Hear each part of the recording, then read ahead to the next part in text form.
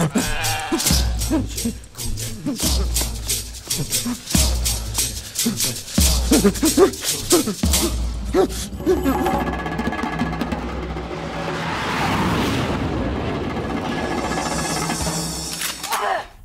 me suis fait un cadeau pour mon anniversaire. Ah oui? Lequel? Ouais. Ça se voit pas? Ah, mais oui! Une barbe! Bah non, tu vois rien changer. C'est vrai, t'as fait une couleur. J'ai fait des implants capillaires. Ah ouais! Non mais tu sais que ça te va tellement bien, Patrice, que je n'avais pas fait attention. Ah oui? Ouais. Bon bah c'est chouette alors en fait. Ouais. Mais bon, en même temps, j'aime bien des fois qu'on s'en aperçoit, tu vois. Non, non, mais t'as raison. Et tu sais qu'en plus, la coupe mulet revient très très fort depuis quelques années. Hein. C'est ce que m'a dit le greffier. Le greffier. J'avais le choix entre plusieurs coupes et il m'a dit la coupe mulet, ça revient très fort. Foncez, n'hésitez ouais. plus. Et parce qu'en fait, quand je lui parlais, j'ai cité, je parlais de Alex de la Iglesia un peu, je parlais de cinéma, parce que le mec était plutôt à l'écoute et curieux, justement, il aime bien connaître un peu son patient. Donc je lui parlais, se réussit, je lui parle de toi, tout ça, les sorties, Alex de la Iglesia, Paletta Durango, et là, ah, Paletta Durango, mais c'est mon film préféré! Ah! Je sais ce qu'on va vous faire!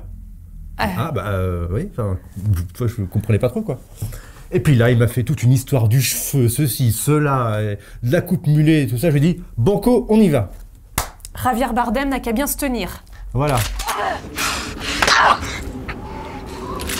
Nous sommes là pour vous parler de Alex de la Iglesia et de une sortie. Perdita Durango. Voilà. En combo, Blu-ray, UHD. Et, Patrice, je vais te faire une confession, c'est que je suis un peu d'accord avec ton greffier. Perdita Durango, c'est mon film préféré aussi d'Alex de la Iglesia. Alléluia. Les pièces du puzzle s'imbriquent parfaitement. Je trouve que j'ai beaucoup de chance, Bonita.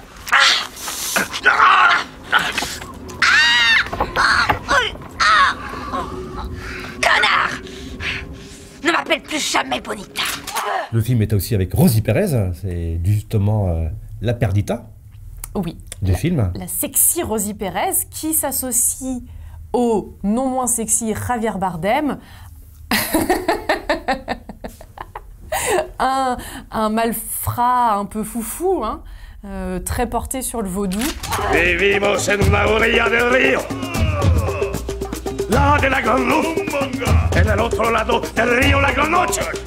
La noche donde encontramos la fuerza para vivir. Tu peux me gratter là? Quoi? J'ai rien là, tu peux me gratter?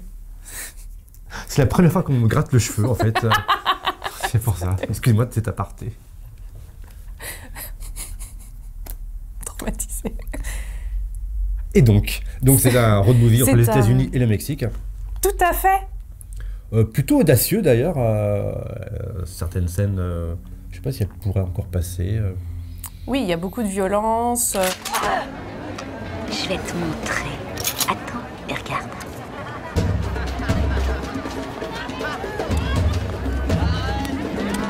J'avais dit que c'était génial. La musique est super, hein. Viens ici, Blondine, viens ici. Toi, la ferme. Roméo, viens m'aider. Dépêche-toi. Lève-toi. Bougez pas, Clyde. Maintenant, t'avances, salope. Ça fait un peu le Bonnie and Clyde, un peu le Sailor et Lula. En parlant de Sailor et Lula, Patrice, mais quelle transition incroyable! Perdita Durango a été écrit par Barry Gifford. C'est la première fois qu'un film lui est consacré. Mais elle jouait déjà dans Sailor et Lula et était interprétée par Isabella Rossellini. Ils sont diaboliques, je l'ai vu dans leurs yeux. Ils vont tuer ces gamins et ils reviendront prendre d'autres. Et merde, allez vous faire foutre. Rosie Perez, c'est un peu la Tura Satana du film. Oui. C'est-à-dire une femme de premier plan, qui impose, forte, indépendante. Exactement. Et qui ne se laisse jamais faire. Je te vois venir. Producteur à Hollywood, tu sens que tu peux faire de moi une star. Et vu ta façon de te fringuer, tu me ferais plutôt penser à un drag queen. Ou un figurant minable dans un mauvais film d'horreur. C'est dommage pour Rosie, on la voit pas assez. Ben oui. On n'a pas... Where is Rosie? Elle est restée un peu plus cantonnée à des rôles un peu... pas mineurs, j'aime pas trop ce mot. Non, surtout qu'elle a plus de 18 ans. Ok. Je vais me gratter le cheveu. Perdita, on fait quoi alors? Non lo sé.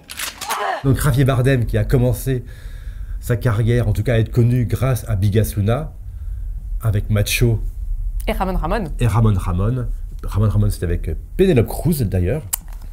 C'était vraiment les films super sexy, très audacieux, enfin sexuels, et ça apportait vraiment une dimension complètement innovante dans le cinéma espagnol des années 90. C'est une période fort intéressante à laquelle nous vous invitons à... sur laquelle nous vous invitons à vous pencher. Oui, d'ailleurs, on pourrait même s'y pencher. Pardon, c'était une blague visuelle. C'est un cauchemar, je vais me réveiller. C'est un cauchemar, je vais me réveiller. Il y a aussi... Ah, il y a aussi Screaming... Ah. Bah, parce qu'il y a trop de gens trop bien dans ce film. Alors vas-y, je dirai le mien après. Screaming Jay Hawkins. Oui. Alors, star de la musique, star du déguisement, enfin voilà. Complètement habité dans ce film aussi. Tenez, j'ai $40 et ma carte bancaire. Si vous me libérez, je vous donne mon numéro. Non, je vous le donne tout de suite. Faut faire 8990. Vous voulez manger? Mais dites quelque chose! Vous voulez manger? Pourquoi vous êtes cruel avec moi? Et il y a aussi James Gandolfini. Oui, qui joue un rôle aussi complètement allumé. Le pauvre, il en prend beaucoup pour son grade en tout cas. Ouais. Mais il y a vraiment ce réalisme dans ce film, enfin, toi, cette sueur, ce sang, ces traînées de poudre. C'est un film bourré de références à la culture mexicaine. Santo, la lucha libre, les películas negras. Merci beaucoup. Tiens, c'est le masque del Santo. Il te portera chance, bonita. La musique est dingue aussi. La bande-son, on n'a pas pu la sortir. On aurait pu... C'était compliqué au niveau des droits pour pouvoir la joindre.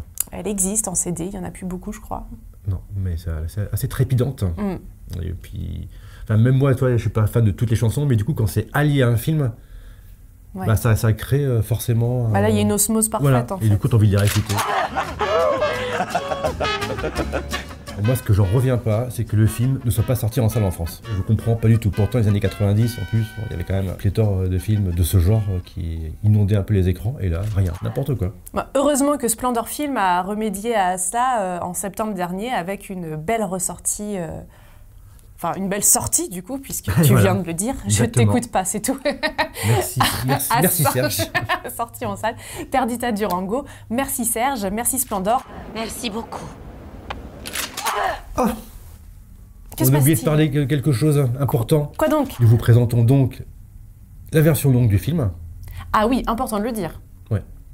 Donc celle qui n'était pas disponible, parce que quand il est sorti en DVD en France, c'était une version coupée. Oui. Donc là, il y a beaucoup plus de sexe et de violence. Enfin, 10 minutes de plus. Ouais. C'est déjà bien.